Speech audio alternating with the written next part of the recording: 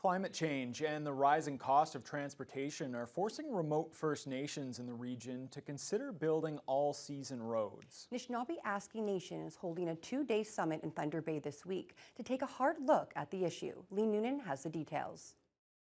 Still early days, but planning is underway for a possible all-season road network that would connect remote First Nations in Northern Ontario to the highway system and each other.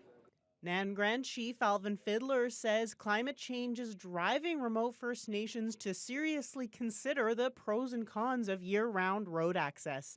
There's some urgency now to plan for and talk about all-season roads because it's becoming evident over the last few years that winter roads are becoming more and more unreliable and unsafe.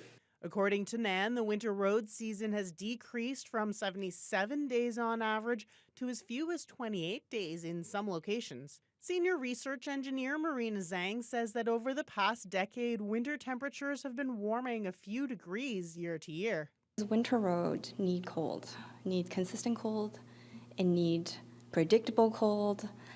So it is one of the most vulnerable modes of transportation, because it really needs that climate conditions to be ideal. As the winter roads season is getting shorter, the costs to build and maintain winter roads is increasing. Fiddler says funding models have not kept up, forcing communities to make up the difference.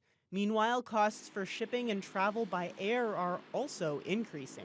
However, First Nations do have serious concerns about roads opening the way for encroachment into their territories by anyone from hunters to mining companies. It's not just in the Ring of Fire, but it's also in other parts of Dan where these threats are very much real. Fiddler says jurisdiction over roads is one of the most important issues they'll be tackling. He says the First Nations need to be in the driver's seat. They need to have the tools and capacity to be able to